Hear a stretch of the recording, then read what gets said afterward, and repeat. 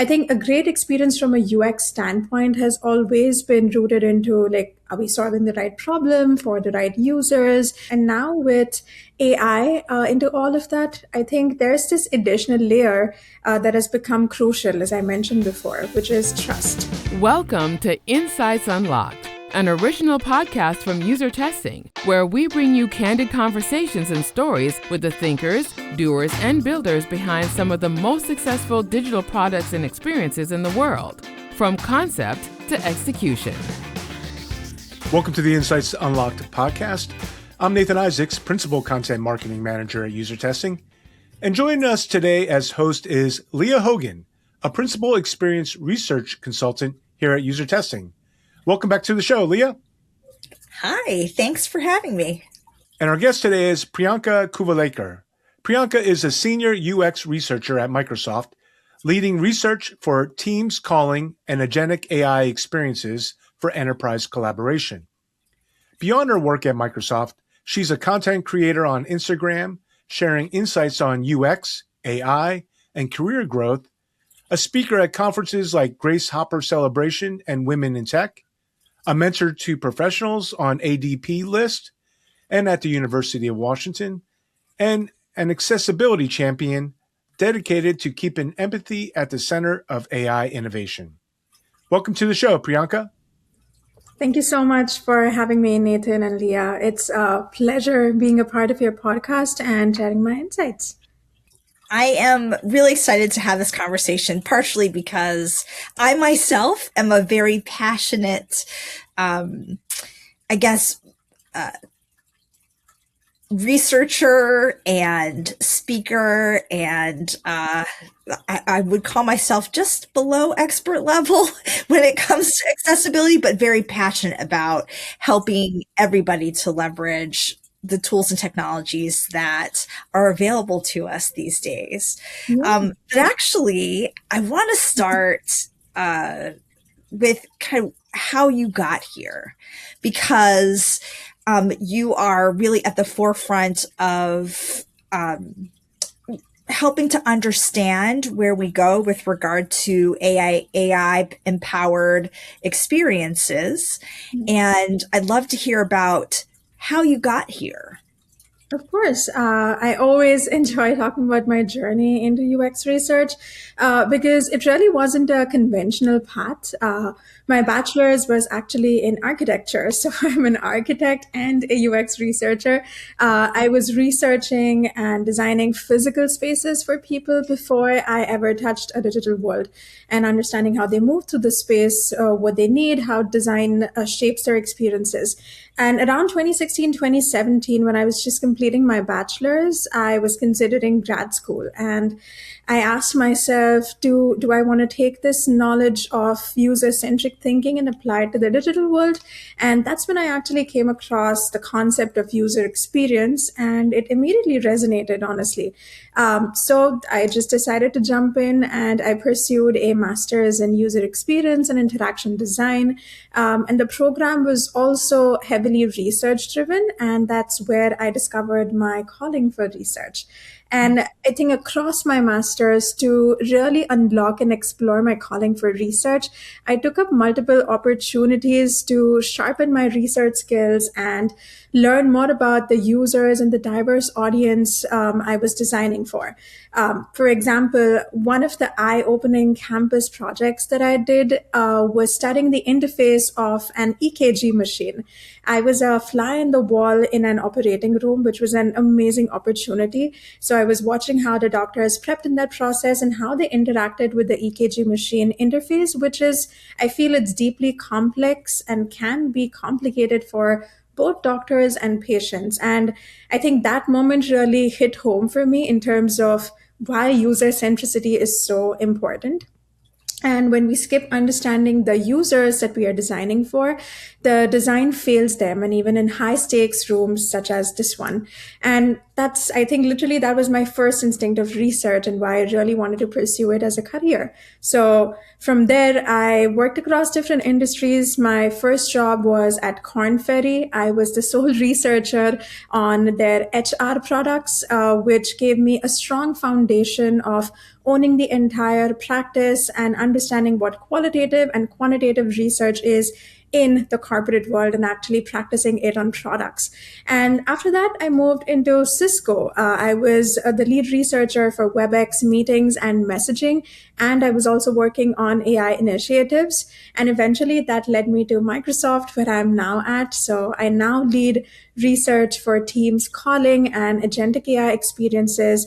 I'm also an accessibility champion conducting research with people with disabilities. And I've had the privilege of working on AI across two of the largest enterprise collaboration platforms. And the questions I study now around the trust and value and empowering users with AI rather than replacing them, that I think really drives me in this moment.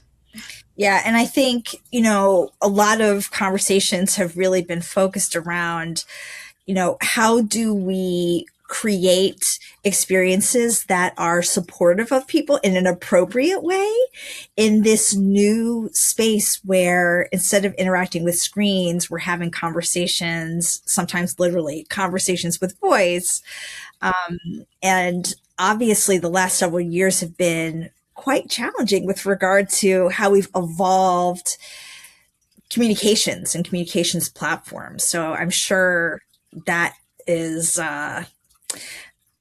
interesting. But that leads me to my next question, which is really around kind of in your everyday, you are seeing how AI is changing, how it is that and when I say we, I really do think about the broadest range of human perspectives being represented.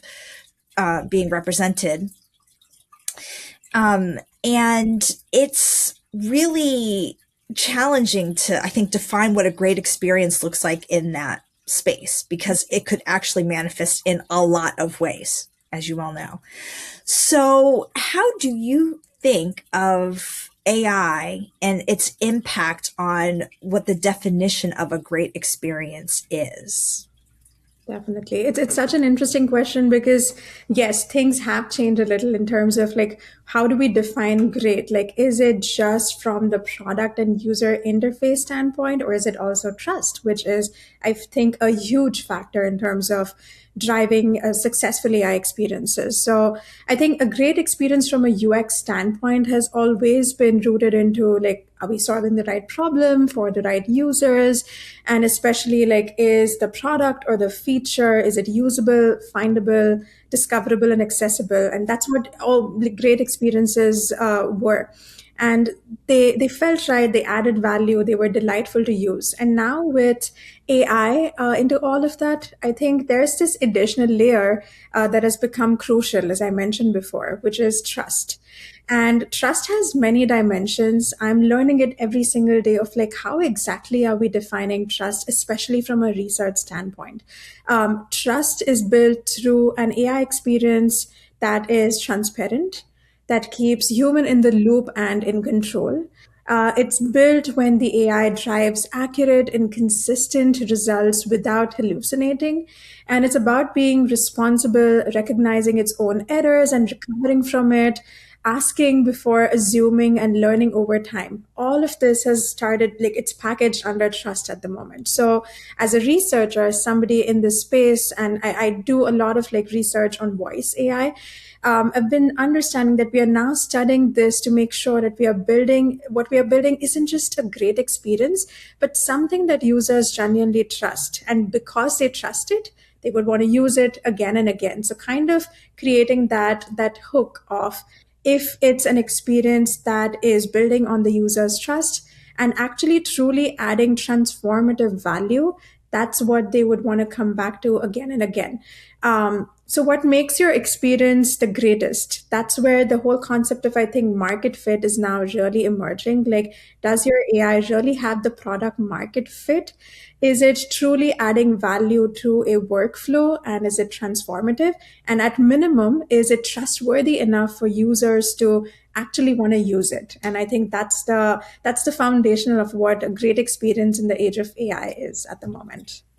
It's interesting that you bring up the concept of market fit because I think a lot of the technologies were developed before we had figured out what the fit was going to be. So in a certain sense, we're kind of reverse engineering, like, what is that fit now that we've got the technology? Like, how does that work? And actually that is, kind of leads up to the next question that I have, because, you've talked about how UX research is really evolving now, because trust is really at the center of a lot of what it is that you're doing, and that product market fit is something that you have to explore. There is an element, or there traditionally has been an element of, does it work? So really, does the feature or function deliver the value that users expect it to? And that the business requires in order to drive value for itself as well. And I'm curious, how do you, like in a very nuts and bolts way, evaluate whether something is trustworthy and credible, and whether people are having the appropriate emotional response to that whole experience? Definitely. I love this question. It's kind of, I think, in this age of AI, we're constantly so heads down studying different things. And I really love that this question kind of makes me think back on, okay, how exactly am I doing this and how do I articulate it? So this is really at the heart of what I do at the moment. Like, evaluating AI experiences requires, I think, going beyond traditional, just the usability metrics from a UX standpoint. So like task completion and satisfaction scores, of course, matter, but they don't tell you whether someone trusts the AI and whether they felt in control, or how the experience actually made them feel.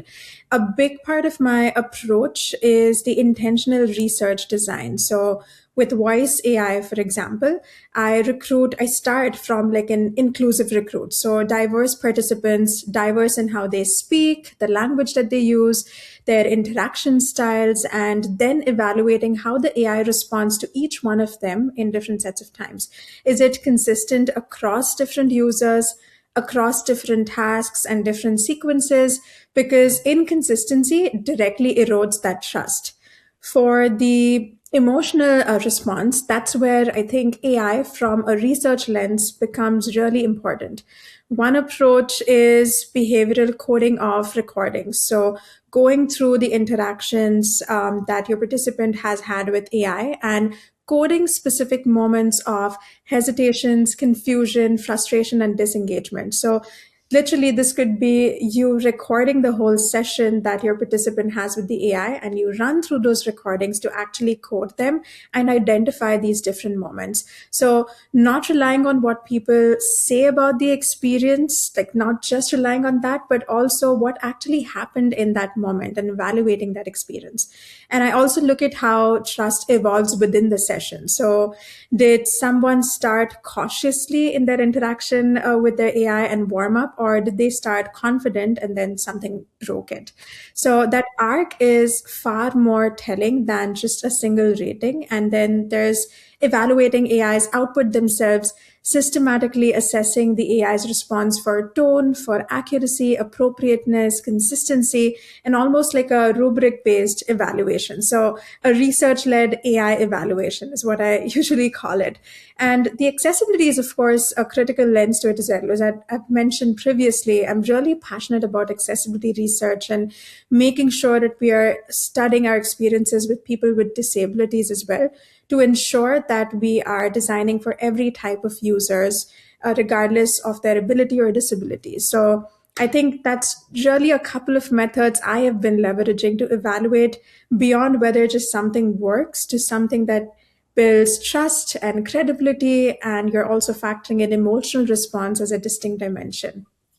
It's fascinating to me that you say that, because when you're describing it, it sounds like what we've traditionally done in qualitative research, right? Where you're coding things.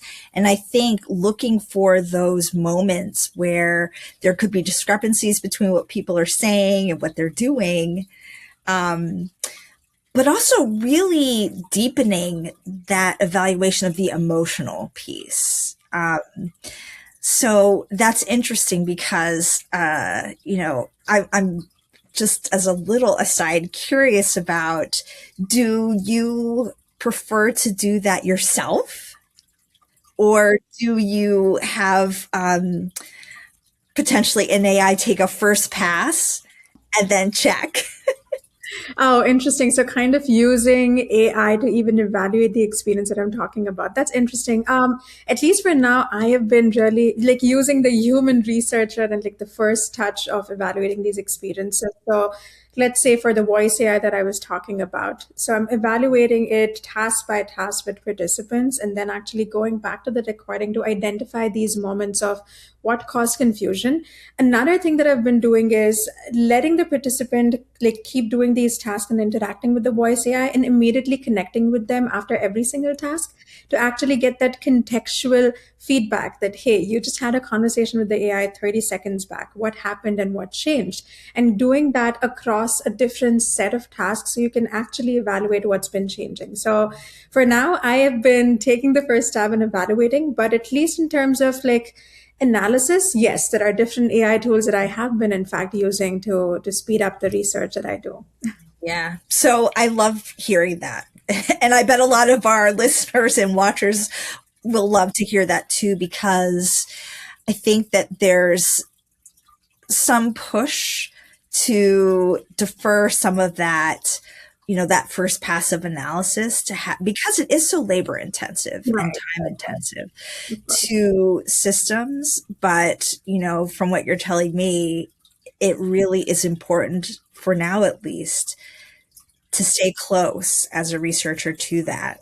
Definitely. I think I take it as it's not about, AI coming in and replacing what the researchers analyze. I think of it as humans partnering with AI to become as efficient and productive as possible while still keeping your human judgment and your user researcher judgment at the forefront. Because the AI can definitely help you generate these themes. I think previously, before I used AI, I'd always been kind of spinning up my Miro board on my Figma to like literally start with like digital stickies and cluster themes that I'm seeing and draw different affinity maps. But now I think when I have like, let's say 10 sets of foundational interviews, I have been leveraging different tools, even within like being at Microsoft, I'm like heavily using Copilot agents and spinning up agents that help me with this initial thematic stab. But since I have actually done these interviews, I'm using my own judgment that, hey, okay, the AI is telling me this is a particular theme, but here's an additional layer that this is what the users actually meant because I observed them in the interview, in the way they navigated with the interface, in the way they shared their friction points. So, yeah. Yeah, I love that answer because, like, really being very judicious about how it is that you maintain that actual connection to the people that you're working with is so critical. And I think a lot of people are trying to figure out where are those moments of intervention where I can add the most value and remain close to users, to people in a way that like makes sense. And that's, I think, a really great way to think about it. For sure, for sure. I think we're kind of in this age where AI fluency and usage of AI tools, there's so much of pressure around this whole thing that you have to use AI or like you don't want to fall behind. So I think of it as I think it's a great opportunity to really build on that lens of, okay, like what are some tools that I can really upskill on? Not just the tools, but how I can also be fluent in terms of the whole concept of AI. How do you evaluate like LLMs? How do you understand like hallucinations? Like how exactly do you study these experiences to make them future proof and trustworthy enough? Along with, of course, using these different tools that help you stay efficient and productive and generate insights faster so you can make impact within your product teams at the right time and at the right moment. So, um, yeah, just a few thoughts. Yeah, yeah. So shifting gears just a little bit, I'm curious.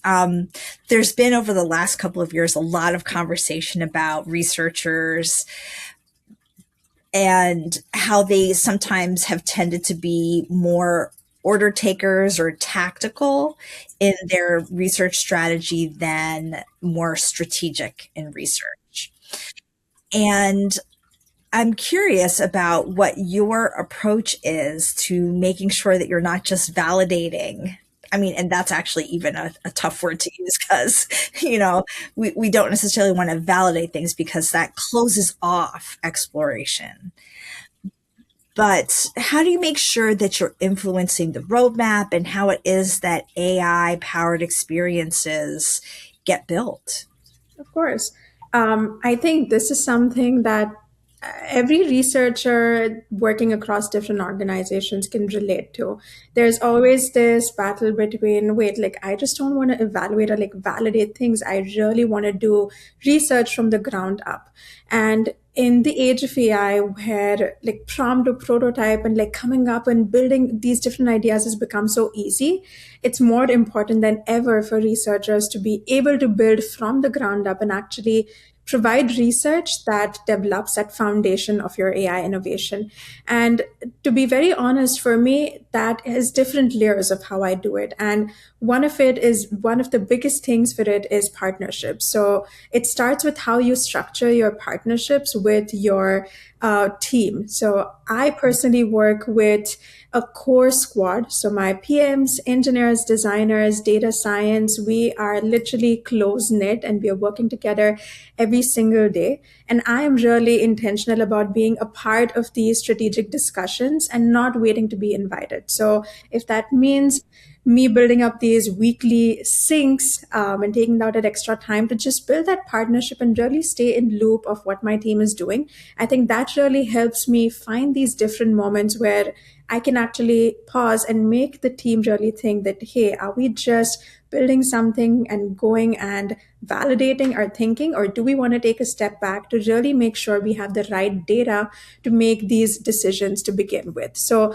that partnership is really crucial. And I'll be honest, there's always this little fear that comes with it, especially with if you're like in an opinionated cross-disciplinary team. Should I say this? Like, this happens to me a lot. Like, what if someone does not agree? And I think there's an art of overcoming it. The worst that can happen is your team doesn't align, and that's okay because it becomes like a data against data battle, right? So as researchers, we have the power of knowing what users actually want and need and what is the problem that they're facing. So we're not just pushing for building on assumptions.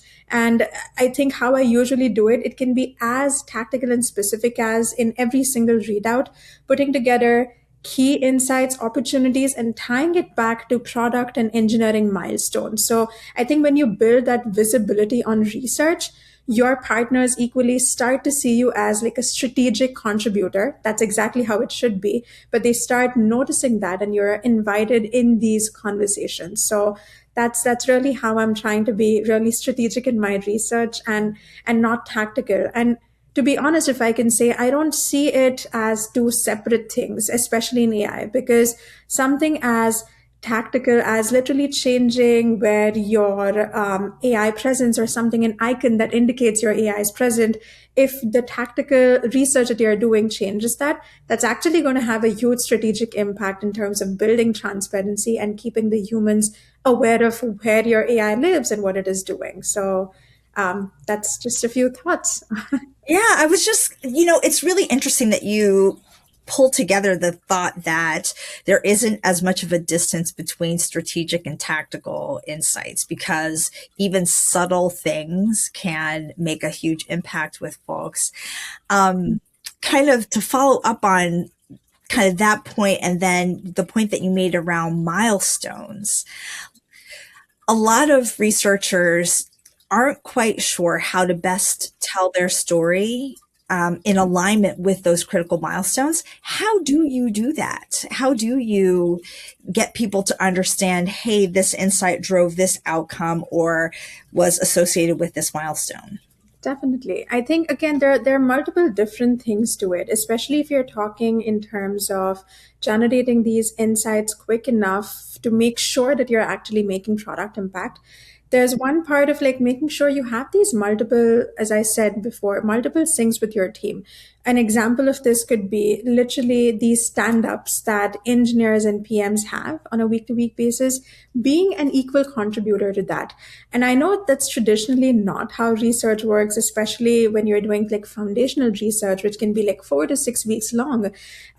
You don't have insights to share every single week, but it's kind of building that presence. And even if you're able to share like smaller insights or a trend of things that you see, I think that itself can make impact. So that's what I've been typically doing, that being present in these meetings, kind of sharing initial, being very cautious in terms of labeling that, hey, this is initial insights.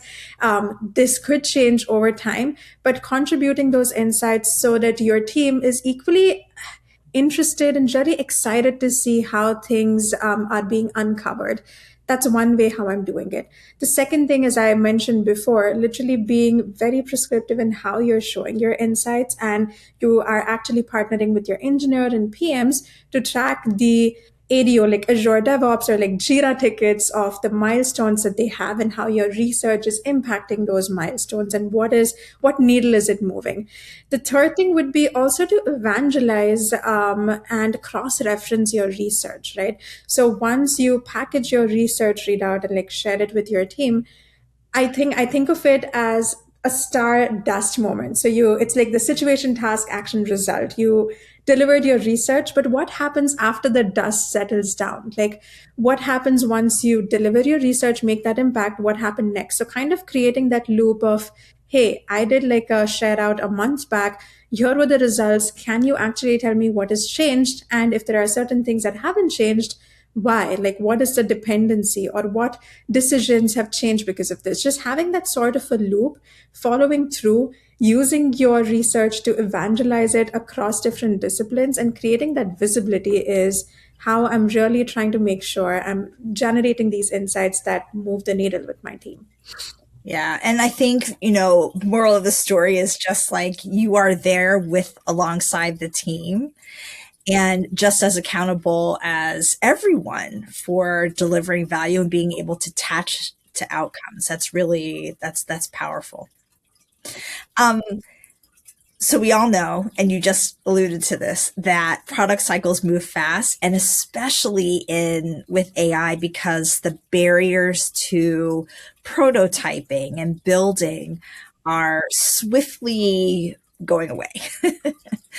um, so how do you keep up? Right. So I love this topic because I think in the past couple of months, I've been in the thick of, researchers becoming AI builders as well. Like we can build things for our own workflow. And that is such I think, a cool moment that we are all in. So, for me personally, I have integrated AI across my research workflow, and I think it's really been transformative in terms of speed and, as I mentioned before, just generating insights quickly. So, I build these different like agents depending on what I really need. So, if I'm building a survey, I use the Microsoft Copilot survey agent to spin it up quickly. So, of course, I would work on the plan and come up with like a rough idea of what I want to study, and I'll partner with this AI agent to put it together in like a form quickly so that I can share it with my team and get feedback. And when that data comes back, specifically, let's say for this survey, then I'm letting AI take the first pass of analysis just to kind of like give me an idea of like what are some themes that are emerging quantitatively and even qualitatively. So just kind of using these tools have been super, super interesting. There's this other tool that I've been relying on called Marvin AI for research analysis. Again, it's approved by our organization, so that's something that we use. And that has been interesting in terms of thematic clustering and pulling reports together. So the way I see AI right now is helping you take that first pass on data at the moment so that you have more bandwidth and time and energy to really focus on that strategic impact and storytelling. I think that's the shift that I'm seeing every single day. And as I said before, I think everybody is an AI builder now. So that includes researcher. And what it means to be an AI builder as a researcher is not just generating insights at speed, but even experimenting with new methods and finding different way of evaluating experiences and rethinking approaches that we have. Like just the other day, I was thinking about I was doing this foundational study with a participant, and I was like, I'm hearing about these different ideas this participant is sharing with me, and I was wondering, wait, like, what if I literally could use Claude Code to prototype this whole idea and kind of like co-create, right, in the session? So it's really interesting how these tools are helping us ideate at speed and come up with these different methods while still keeping our strategic insight really in place and making us strategic contributors. So. Yeah. So I love that you're actually talking through the tools and platforms that you're using, because I think that pretty much everyone, I say everyone, all the platforms out there have some technology that's integrated that leverages, machine learning or large language models in some way. And also, I think embedded in what you just said is you're going to have to learn how to code, because, Sure. right? Because Claude Code works great, but there comes a point where you have to be able to get in there and actually like manipulate the code yourself. So you're going to have to learn Python. You're going to have to really expand your skill set to be able to support this new motion. So that can be intimidating, but what advice do you have for folks to get over some of that intimidation? Yeah, I'm going to be very transparent. I definitely feel that intimidation day to day as well because, hey, like I'm a researcher. I've done a master's in research and design, and my background is in architecture. So coding for me is like, it's definitely, I never imagined like 10 years back I would be in this place working with tools like Claude Code and like coding up different things, which is so cool.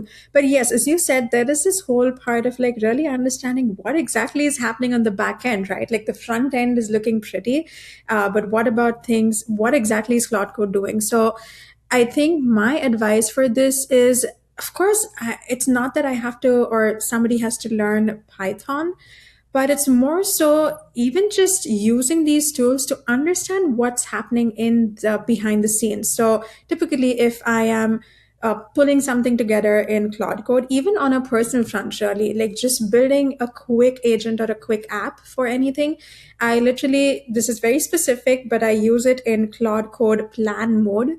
So the plan mode specifically walks you through the thinking and asks you about things that need to be done and designed before the AI actually does it for you. So I'm using Claude Code and Claude Research simultaneously. So just the Claude desktop app to kind of brainstorm and letting Claude walk me through that process and explain to me in simple language what exactly is it doing. So a researcher like me who does not come from a developer and coding background, I at least get the thinking behind it, if not the language itself. That's one way how I'm doing it. And apart from that, I think we're in the age where everybody needs to be AI fluent, right? As I said before, really building on that AI fluency. For someone who's just breaking into UX, I think dedicating time to understand concepts like hallucinations, human in the loop, grounding, prompting, prompt engineering, model evaluation, bias, guardrails. So all of these fancy words, really literally doing your homework to get familiar with it. I think once you have that base ready, then you feel much more confident when you're interacting with these tools. And I'm no expert. I'm honestly learning every single day. But I like that we have this option of learning as we go because that's not how it was before. So. Yeah. And I think just keeping a growth mindset and knowing that, things are evolving quickly. And so just being curious and understanding that we're all learning is a great way to lower some of those barriers and fear about like learning more. Definitely, definitely. So I'm curious, in the introduction,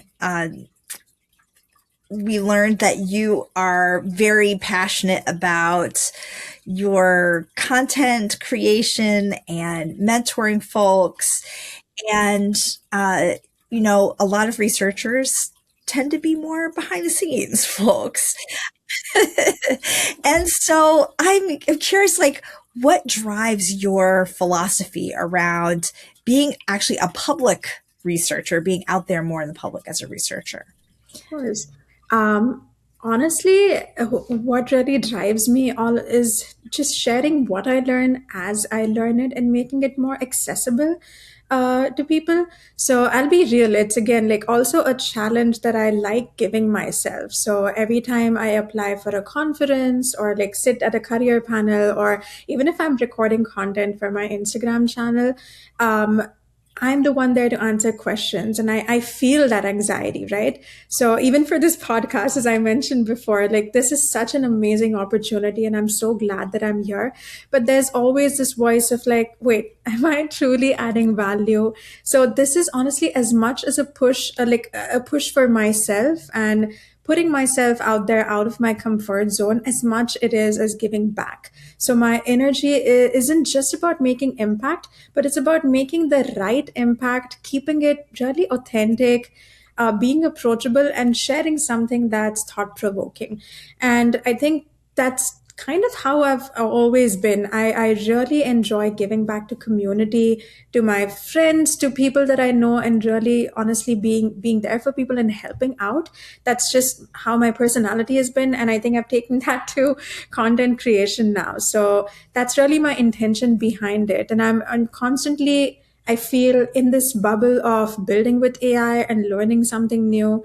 And I don't want to just keep it to myself. So whether it's content on Instagram, or it's mentoring and speaking at conferences or delivering any webinar, I think I'm trying to cover that whole spectrum. So research, like product sense, career growth, building with AI, I really enjoy talking about it. And I want to make it accessible to everybody, whether you're just breaking into tech, you're a junior, a senior, or you're just curious, like about like, do I have what it takes? Can I break into this field? And if I'm able to make that impact on someone's professional journey, whether that's through coaching them for interviews and looking at the portfolio or helping them think through how to use I think that really honestly fills me with a lot of joy and fills my cup. So my philosophy on building in public, if I'm being very honest, is that I want to work. I want my work to mean something beyond just my day to day 9 to 5. I want to contribute. I want to share a perspective, and I equally want to learn from folks. So that's what keeps me going. Well, I love hearing that because it's a really great way to approach just finding the place that fits for you in the world. And actually, in that vein, I'm curious. One of the biggest challenges. So, one of the things that I do very frequently is talk to the students that I work with about where it is that I see things going. And I'm curious about what you tell your mentees about how to focus their energy and develop their skill set, especially in this landscape where things are moving so quickly. Of course, of course. And I think as I touched on this before, I think the biggest thing I would say is to being like AI fluent. It cannot be an afterthought at the moment. And I know it can be overwhelming, but it's more so just learning. If you fail while you learn, that's completely fine because no one's watching. I think everybody is in the same journey. Every single day there's something new happening in the world. So it's more so being really open and embracing this learning journey and being AI fluent. And as I mentioned before, just not just the tools, but even the foundation of how AI works and how AI products are built and familiarizing yourself with the concept. So the reason I say this is so important is because when you're sitting with your engineering, data science, and PMs, you want to make sure you're following the conversation and you are speaking their language equally and asking the right questions, right? So for that, I feel this foundational knowledge is super crucial. I know that researchers are increasingly expected to be builders, as I mentioned before, and I find it overwhelming as well. But my advice would be to be creative, like exploring and building agents and skills with Claude Code that can help you in your workflow or even help you even in terms of different methods that you're experimenting from a research standpoint. For example, the co-creation exercise that I talked about previously. And I feel we have the opportunity to explore these low code design tools and build something within a couple of minutes. So just exploring that, building that for your portfolio. If you're just breaking into UX, you have the, I think, opportunity to leverage these different tools available to build something for your portfolio and then bring your human judgment to tell the story behind why you took certain decisions and what impact are you trying to make. Because at the end of the day, I think the goal isn't to use AI for every single thing, but it is to kind of free yourself from doing the repetitive mundane tasks and pour your energy into what actually matters so that you can drive impactful strategic outcome and impact. Yeah, well, thinking about it from the opposite end of the spectrum. So, there are a lot of your leader on your team. And of course, leaders are having that same conversation from a different framing. And so, obviously, there's a lot of pressure on budgets. What are the things that you would advise leaders to do in this space where there are a lot of potential ways to focus your effort, time, and resources? How do you choose?